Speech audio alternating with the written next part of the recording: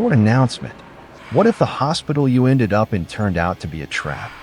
Where doctors are ghosts, patients are hostages, and every floor hides a new secret.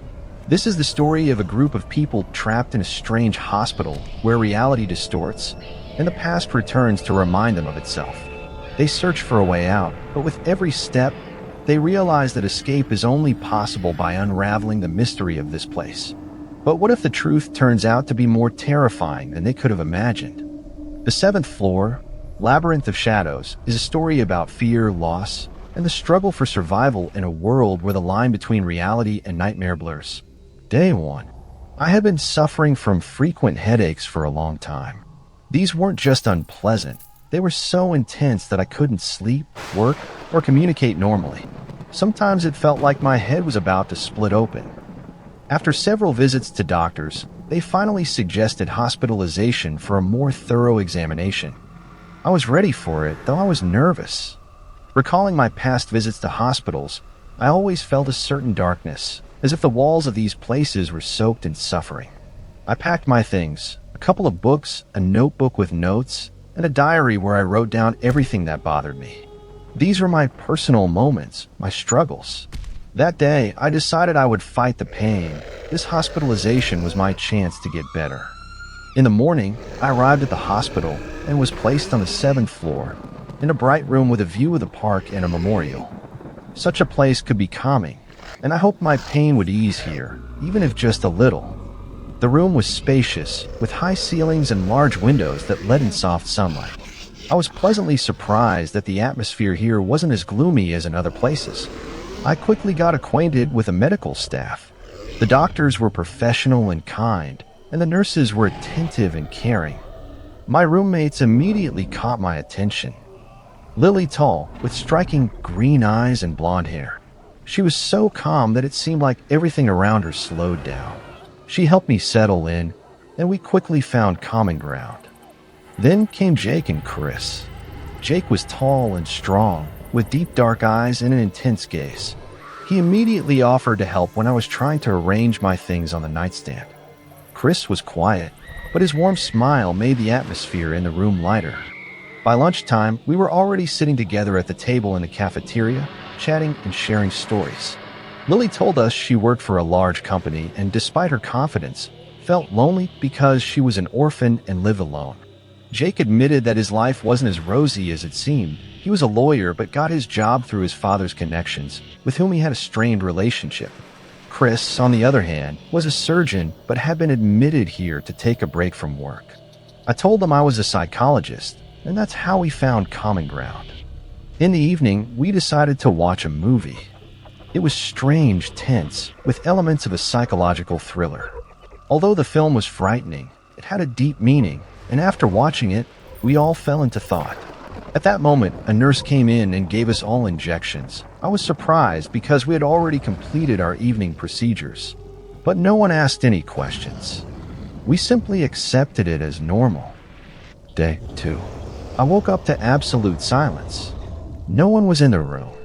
It was strange. Usually someone was always nearby, but at that moment, I didn't hear any footsteps or rustling. Everything was dead silent. The window was slightly open, and a dim light from the hallway barely illuminated the room. I got out of bed, trying to figure out what was going on. Stepping into the hallway, I felt that something was off. The corridor, which had seemed ordinary during the day, now looked endless and strange. The floor was covered in cracks, and the ceiling seemed like it was on the verge of collapsing, with metal rods sticking out.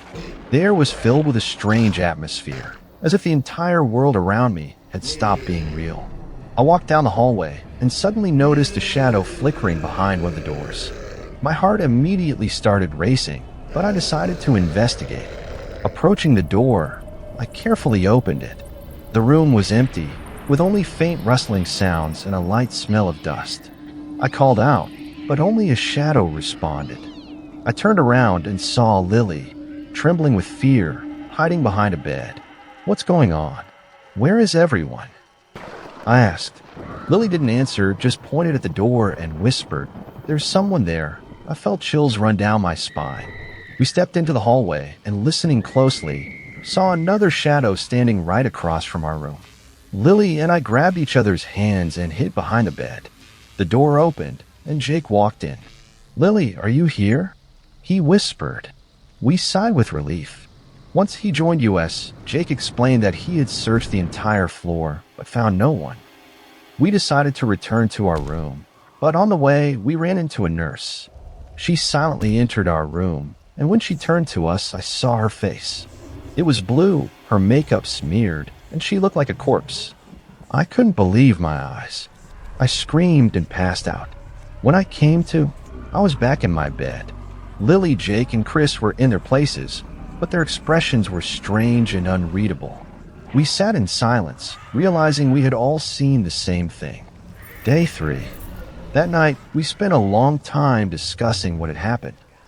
Lily was terrified to her core, her eyes glistening with fear, but she couldn't explain what exactly was wrong. Chris, who always seemed calm and composed, told us something strange about the hospital. He said it had been built on the site of an old cemetery. In the 1980s, construction had to be halted due to strange incidents. Workers disappeared, and it later turned out that a cult had once operated there, performing dark rituals. After the cult was destroyed, people continued to vanish, and rumors spread that the hospital walls were cursed. "This place is cursed," Chris said. "The souls of the dead still wander these halls." We didn't know what to think. That evening, the nurse came again with injections. Lily refused at first, but we convinced her. By then, we were so scared that we couldn't resist. Day 4. When I woke up, the morning light softly filled the room. Everyone around me was still asleep, just like the day before. Tired of lying around, I decided to get up. Through the window, I could see the picturesque park with its green alleys and a light mist that gave the morning a mystical charm. The view immediately pleased me, and feeling a slight weakness from lack of sleep, I decided to take a walk there after lunch. Lost in my thoughts, I quietly paced the room, trying to process everything that was happening around me, but soon this woke the others. Their eyes showed curiosity, not the nightmarish terror that had haunted us, and somehow that was reassuring. Maybe we had really imagined it all, influenced by the emotions from the movie. Almost an hour had passed since we had been waiting for the nurse to come for our next procedure, but the silence was all-encompassing, as if we had entered some timeless void. It was almost noon, and even the usual noise of the hospital was gone. I exchanged glances with Chris and Jake, and we all realized something was wrong. We decided to go out into the hallway to see what was happening. It was empty. The lights were on, but there wasn't a single person around. We headed to the neighboring room, hoping to find out if anyone had come to them. When we entered, our eyes couldn't believe what they saw. The beds were made as if no one had ever been there. We checked the other rooms, and the same scene repeated. Shock and growing fear gripped our hearts. We couldn't believe our eyes. After discussing, we decided to search the entire hospital. We called out, hoping someone would respond, but no one did. "It's no use, we need another plan." "But what?" Jake said, walking up to me. "Jake, it's obvious we need to do something, but where did everyone go?" I glanced at Chris, who was already heading toward the security room. "I'll check the security room. There should be surveillance cameras there. Maybe we can find something out," Chris replied. We kept moving forward when suddenly, from somewhere nearby, we heard a strange, intermittent noise. It sounded like a machine. We followed the sound and found a woman in a wheelchair in one corner of the hallway. She was stuck, banging her head against the wall. We called out to her, but she didn't respond. Approaching her, Jake gently touched her shoulder, and her head slumped back. We saw her face. It was disfigured, with no eyes. Everyone froze in horror. Lily, standing nearby, couldn't take it and started having a panic attack. We tried to calm her down, but realized we needed to act, even if we didn't understand what was happening. We moved on and soon reached the security room, where we hoped to find some information. But there was no one there either.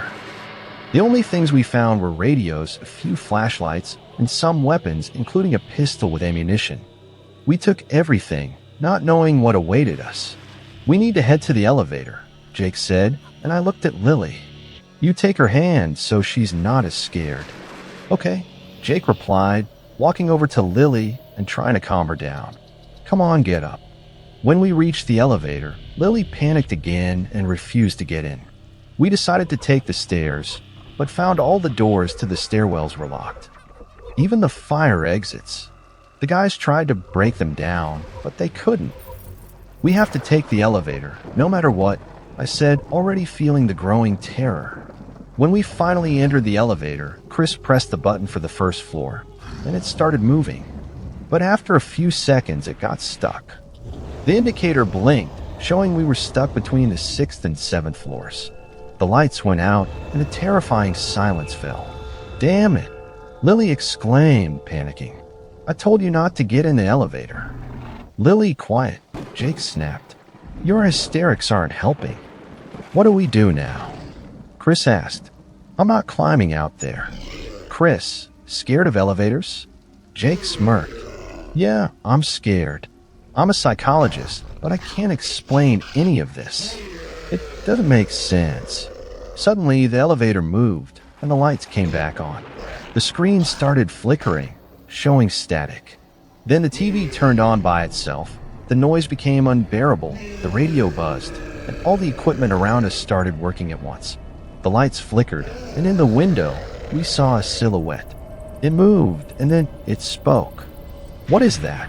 I exclaimed, horrified.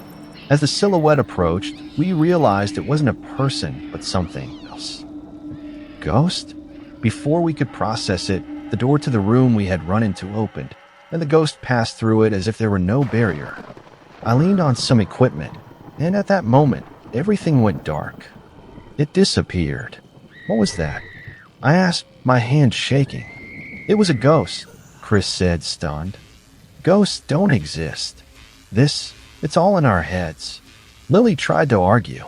Calm down, Lily, Jake said. We're all in shock, but we need to keep moving. We left that room and found ourselves in another. It was filled with cabinets, and as I walked past one, something fell. I looked inside and saw long fingers reaching out toward me. It wasn't a hand, but something that seemed to drag itself toward my throat. I froze in terror, unable to move. The others, hearing my scream, rushed over, but by the time they reached me, the fingers had disappeared as if they had never been there. We searched the room but found no traces or evidence of what we had just seen. It was unbearably terrifying. All I could feel was the cold emanating from whatever had tried to grab me. Where is it? Where are those hands? Chris asked, panicking. I don't know, I replied, unable to look away from the spot where it had appeared. They're gone. The others couldn't understand what had happened and started searching the rest of the room, but like me, they found nothing. It was as if the creature had appeared only to scare us and then vanished, leaving us in complete confusion. As we tried to move forward, I noticed something was wrong with Lily. She was pale and nervous, her face twisted as if from something invisible. We needed to hurry, but no matter where we went, it felt like the entire place, this terrible labyrinth, was closing in on us. Day 5. I woke up in the morning, completely disoriented. Everything around me was blurry, as if I had woken up in a nightmare. I was lying among sharp shards of glass that reflected my face, distorted with terror. The pain was unbearable, and my whole body ached from a strange chill, as if I had spent an eternity in icy water. My heart was racing, but my mind was empty, as if someone had erased all my memories, leaving only emptiness and fear. I tried to sit up, but could barely stay on my feet. The glass shards crunched under my nails as I moved. The walls seemed to close in, and my head was in a fog. I couldn't understand what had happened or where we were. Only when I heard familiar voices did I feel a little better. It was Jake and Chris sitting nearby. Jake looked just as lost as I was. He stood up and offered me a hand, helping me to my feet. Chris sat silently, clenching his fists, clearly in shock from what had happened. He was pale like the rest of us, but there was something in his eyes that I couldn't quite understand. I looked at them and, unable to hide my anxiety, said, Lily, she left us a message. She said this isn't a hospital, it's something else. We were supposed to leave. My voice sounded like it was coming from another world, and I barely understood what I was saying. My heart ached from the memories of those strange days, what had happened in this place, and how it had all ended. I told him about the note Lily had left and about this place, how she said everyone here wasn't real, that this place had been abandoned, just like us, and that no one had ever left here alive. No nurses, no doctors, they had all disappeared, just like the hospital itself. Chris, unable to contain his frustration, said, "Let's get out of here before they bury us under this building too." Jake agreed. He quickly wrote a demand to demolish the cursed place, urging the authorities to conduct a full investigation. We knew we had to leave as soon as possible. And at some point, those words became reality. When we finally stepped outside, into the empty, unguarded street, I felt like we had truly escaped. It was as if we had entered another world, no longer connected to the nightmare we had endured. We were free, and for a moment, it seemed almost impossible. A year passed. I returned to my normal life, but it was hard to forget what had happened. The local authorities not only demolished the building, but also conducted a full investigation. They claimed the hospital had been closed for years and that no one should have been inside. They said all the incidents involving the disappearance of staff were just rumors. But I knew better. That dark, mysterious place had left a mark on our memories. But here's the strangest part.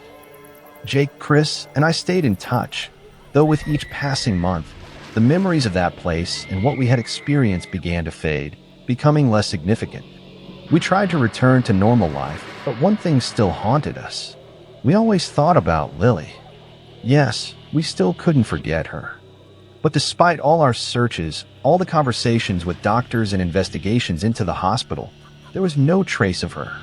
No photos, no records in the archives. And the same went for all the doctors and staff we had seen. They were like shadows. I often think that hospital only existed in our minds, something we couldn't comprehend. It's absurd and terrifying to think we became part of some horrific experiment.